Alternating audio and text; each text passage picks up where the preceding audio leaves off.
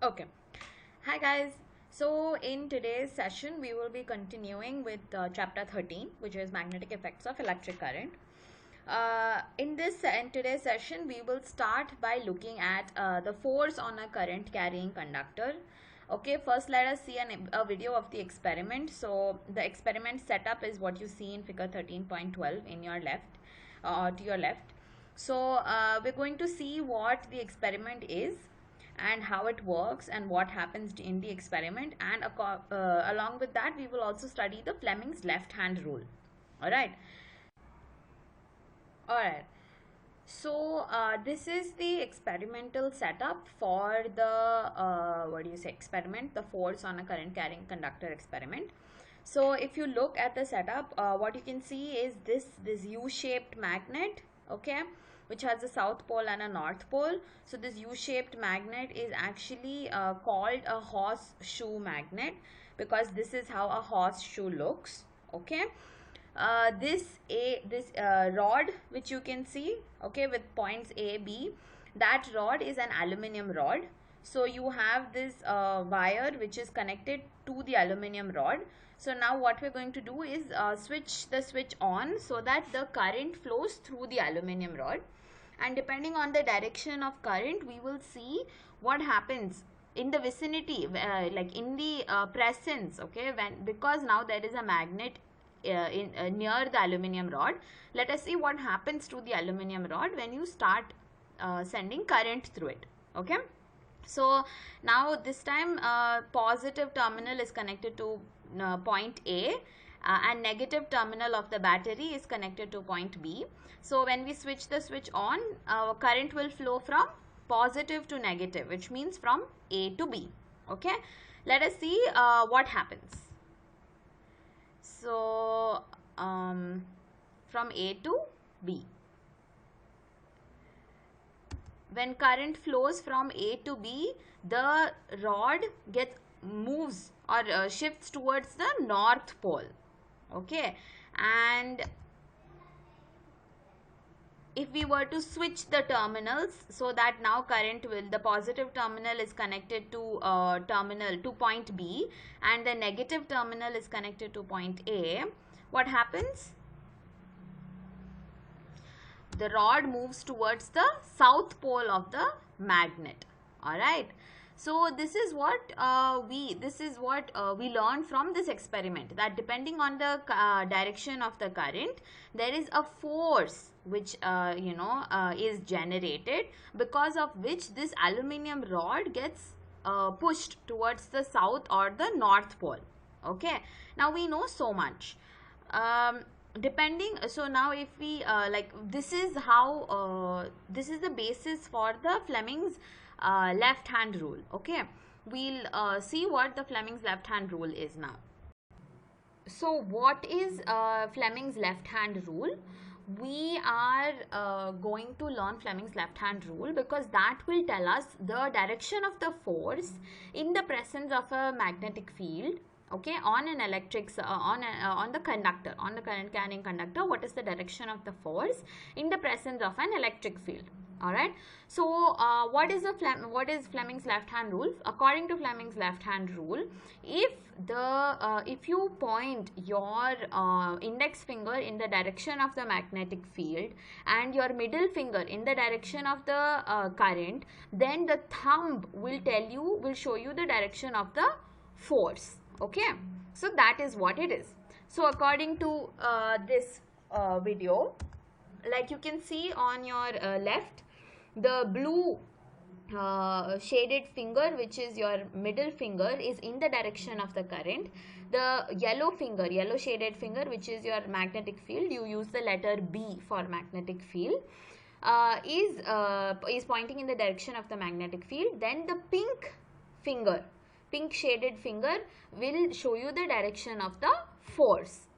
Now why do we need to know the Fleming's left hand rule? In the next video we will be in the coming video we will be watching how an electric motor works. Now that we know the Fleming's left hand rule, we will now look at the electric motor. Okay, how an electric motor works. In fans and all in your homes, we have the electric motor. That is how the fans and all work in our homes. Okay, so the fans, the drilling machine, or electric car, all of these work with an electric motor inside them. So now let us look at how it works. But before that, let us see something. Okay, so this we're going to learn how an electric motor works. First, let us look at the setup. Okay, just what do you say, think of this as the north end of a magnet and this as the south pole. Okay, the south pole and the north poles of the magnet are seen, and as we already learned, magnetic field lines go from the north pole to the south pole. So the field lines are going to the south pole. Okay, and what more do we need? Okay, assume there is a wire, okay, which is shaped like this, a rectangular wire which is shaped like this in the in between the magnetic field.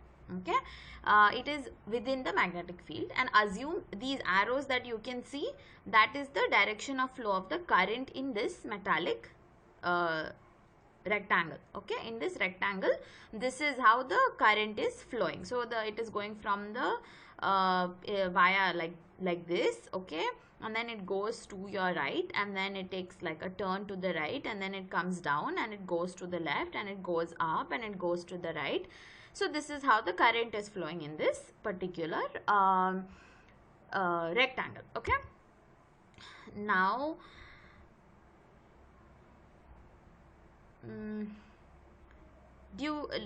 let's wait for, okay, hold on, the left hand rule we are going to use now. So you can see the hand over here, right? This is the left hand rule, right? This is Fleming's left hand rule, that if the B is the magnetic field, okay, the index finger, which is your index finger, this B, okay, is in the direction of the magnetic field, I is the direction of the current, and F is the direction of the force. Okay, so when there is a conductor which has a magnetic field to your right and current is flowing towards you, okay, then the force is upwards. Okay, so now let us see how we are going to use this in the in this particular rectangle. Let's try and put the, now we have the magnetic field and the current, so let us see what direction the force will be in. Okay, so let's keep the hand over there. So as you can see, the hand is now in the, so in the direction of the current, you can see the the middle finger. The direction of the magnetic field is your index finger. Okay, so the direction of force is upwards. On the pink line, the direction of force is upwards. All right, so we can see that. Now let us look at what happens, how it looks on this side. So on the in the blue line, okay, as you can see, the middle finger, which is the direction of the current, is towards you. Okay, it is along the blue line, as you can see. The index finger, which is the direction of the magnetic field, is to your left, okay, to the south pole of the magnet, and you can see that the current, the force is the force applied is downwards, right?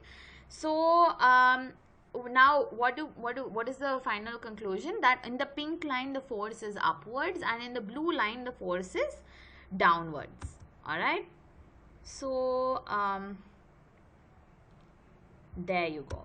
This is how it looks, right? You have the force on the blue line downwards and force on the pink line upwards. All right, so if this was how the force was to be applied, what happens? Let us see. Okay, let us take a normal board, and let us apply force downwards on your right side and a force upwards on the left side. Okay, let us see what happens. So there you see, this is the board which we are going to assume that the edges of the board is this rectangle, is the same thing as this rectangular coil. So if he is applying force on the left upwards, and on the right downwards. Let us see what happens. It moves in the clockwise direction, okay, because of the force applied. So now we know that this rectangular coil will also move in the clockwise direction. So we know that the coil will rotate in the clockwise direction, right? This much information we already learned. We saw how that happens, because on the pink line the force is upward and on the blue line the force is downward. But it will move in the clockwise direction only if, when the blue line is near the North Pole, the force is in the downward direction, and when the when the pink line is near the South Pole, the force is in the upward direction. Otherwise, what will happen? Now in this case, the force is in the upward direction in the pink line, which is close to the North Pole, and it is in the downward direction in the blue line, which is close to the South Pole. So how will it move? It will rotate backwards. It will rotate in anti-clockwise direction, right? So what do we have to do? How do we fix this issue? Now what is happening is that it is, see, now look at the board over here, okay? Now this is how it keeps rotating in the clockwise direction. But now for that, the force on the right side has to be downward, and on the left side has to be upward. If not, it will not rotate in the clockwise direction, right? So we want that to happen. So how do we do that? Okay, now with the current flowing in that direction and the magnetic field, we know that the force is upward, and with the magnetic field in the pink line, same way in the blue line, we know that the force will be downward because of the Fleming left hand rule. So let us see what we can do to make the force go downward in the pink line when it is close to the North Pole, and upward in the blue line when it is close to the South Pole. So this happens. It is now rotating backward, right? Which we don't want it to do, because in a fan, how does it go? It doesn't go left 1 second and then right another second, right? It goes always in the same direction. So what can we do? Alright, now according to the Fleming's left hand rule, the current direction, the magnetic field direction, force is upward. We want the force to be downward. So let us change our hand. So now that we have changed our hand and the force is downward. Okay, so you can see how the thumb is pointing downward and the magnetic field, the index finger is still in the direction of the magnetic field. But look at the middle finger, the direction of the current has changed. So what have we learned? That if we can change the direction of the current when in the pink line, when it is close to the North Pole, then it will keep rotating. Alright, so we have learned this. We have understood that this is how it works. So if we can change the direction of the current, then the direction of the force will also change. Same way, even in the blue line, we have to change the direction of the current so that the direction of the force changes, right? So that this happens. Where once the blue line reaches next to the North Pole, it should now again, the direction of the current should change. It should, the force should be downward. Correct? Same way even in the pink line. Like this it should be. So this is what we needed to happen. That in every half turn, it should change the direction of the current so that the direction of the force changes. Alright. So now what we're going to do is we're going to connect the ring, the rectangular ring, to a battery. Okay, as you can see over here, to a battery. The pink line is connected to the positive terminal and the blue line is connected to the negative terminal, which is why the current is flowing in this direction, correct? So now let us see what will happen if the coil were to turn. Now when the coil turns, what is happening? As you can see, the wire is overlapping. It is tangling, correct? It is creating a cross. But we cannot make it create a cross, right? If it creates a lot of crosses, then how will this rectangular coil keep rotating? So what is the solution to that? It's not just creating a cross, So what could be the possible solution to that? What we are going to do is we are going to disconnect, okay, the rectangular coil from the battery. Now we have disconnected it, and then what we will do is we will put a ring over there, so that the ring rotates. We'll put a ring over there, and we will attach brushes over here. These carbon brushes, okay, are what will touch the ring. So what do I mean by that? Okay, let us as you can see in this picture, okay, to your bottom right, there is a brush and there is a ring. Now if this ring were to rotate, the brush is touching the ring, right? So if the ring were to rotate, the brush will not rotate with the ring. The brush will stay in position and the ring will keep rotating. Okay, another thing to note in this ring is that it is half, like it is cut, right? There are holes over here that you can see. There is a pink line. The pink half of the ring is connected to the pink line, and the blue half of the ring is connected to the blue line. Now you'll see why these holes are there. It's actually quite amazing. Okay, so now when it rotates, the wire will not tangle, okay, and the brushes are touching these rings. So when this brush touches the pink ring, it is connected to the positive terminal, and when this brush touches the blue ring is connected to the negative terminal. Okay, now we're going to see what will happen when the ring is turning. So let's let it turn. Now it's turning and the brushes are still in position, so no tangling issue.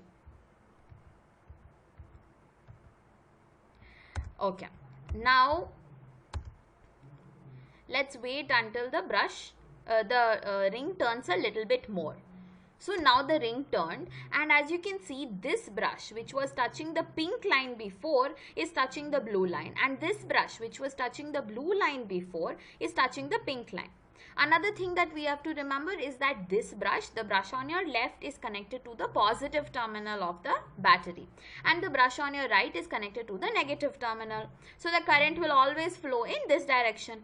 Okay, so now when this brush, which is the positive brush, is touching the blue ring, it will make the blue line have positive, will be positive, correct? So what is happening? Now the blue line is positive, which means the direction of the current will change. So the hole in between, these gaps in between the rings, is so that we can help change the direction of the current. Why?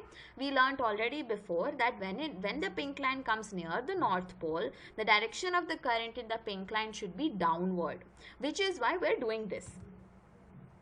Okay, so now let us see what happens. Because of the change in terminal between the two brushes, the current also changed. So the force also changed. The current direction changed and the force direction changed. So let's see how it works. See how it is working? In every half rotation, the direction, the ring which is touching the brushes changes, and so the line also changes. Okay, so the direction of the current also changes, and therefore the direction of the force also changes.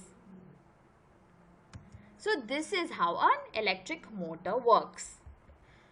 In today's class, what all did we see? We saw how the force on a current carrying conductor works. Okay, we saw the experiment with this experiment in which we kept we made current pass through an aluminum rod which is placed in the presence of a magnet. Okay, and we saw how the force behaves, and we came up with the Fleming's left hand rule, okay, which is what we can see in this figure 13.13. And then we saw how an electric motor works. The electric motor works very dependent on the Fleming's left hand rule. Okay, now what we're going to learn is we're going to learn about domestic electric circuits. What does that mean? Electric circuits are okay, so in your home, any electric device works because of this domestic electric circuit. Okay, it is because of these domestic electric circuits that the light in your home, in your classroom, in your home, all of these work, the fans work. Okay, so a few key things to note about domestic electric circuits is what we will study today. So in a domestic electric circuit, we will see a picture in the next slide. But before that, just remember that the black line is the negative line. It goes to the, it's like the negative terminal of the battery. Or the neutral, it is called neutral also. The red line is the positive line or the positive terminal of the battery, called the live wire. And then there is a green line, which is the earth line.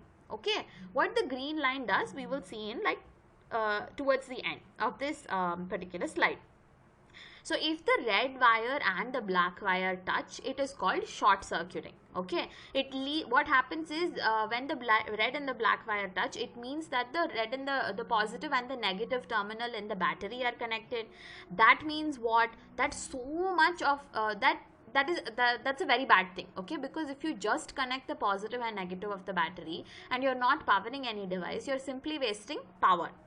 So to prevent short circuiting and to prevent like we use fuses. Remember how fuses worked? We learnt that in the previous chapter, Joule's heating effect. So how do fuses work? A large amount of current, when it is placed in between a circuit, right? And when a large amount of current flows through it, the heat due to the heating effect, due to Joule's heating effect, remember I squared RT, because of a large amount of current, the heat will be so much more, like heat will increase. Okay, and the fuse will melt, like that particular wire will melt. That means there is no connection in the circuit anymore, so the current can't flow anywhere. In India, okay, in our country, 220 volt is the potential difference between the red and the black wire. So 220 volt is the kind of like the battery potential difference is 220 volt. Generally, in the case for domestic electric circuits in your homes, there will be two different circuits, okay, for higher power rating and for lower power rating. Now, what does that mean? Remember, we learnt power is equal to potential difference into current V into I. So, higher power rating means higher V is constant. We know that V is 220 volt. So 220 volt, that means high power rating means I is higher current, and lower power rating means I is lower. So which means lower current, lower power rating.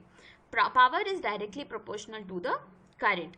Now I told you about the green wire, the earth wire. Now why do we use the earth wire? So if you have any device in your home, okay, which has a metallic body, okay, the body is metal, then what happens is we need to ground it, okay, because metal is a conductor of electricity. We learnt this.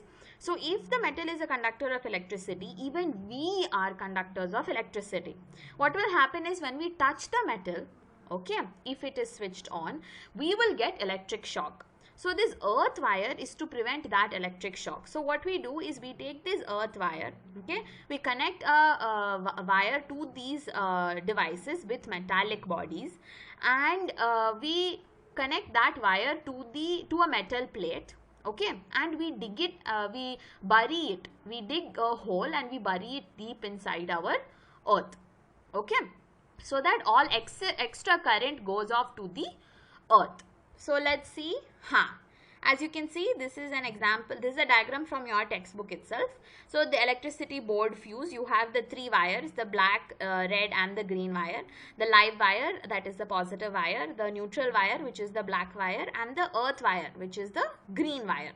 Okay, remember these three terminal, like plug points in your home, where you can put stuff like for charging your mobile phone and all. We will use these plug points, right? These. Another thing that you can see is how they are all connected in parallel. See, the voltage is the same across all of these. Okay, they are connected in parallel so that all the appliances have the same potential difference. Alright, so switches in these devices help them to start or stop the flow of current into the device. Alright, so just remember these three wires, which are very important. That 220 volt is what India gives. Okay, and that generally the devices will be connected in parallel. All right.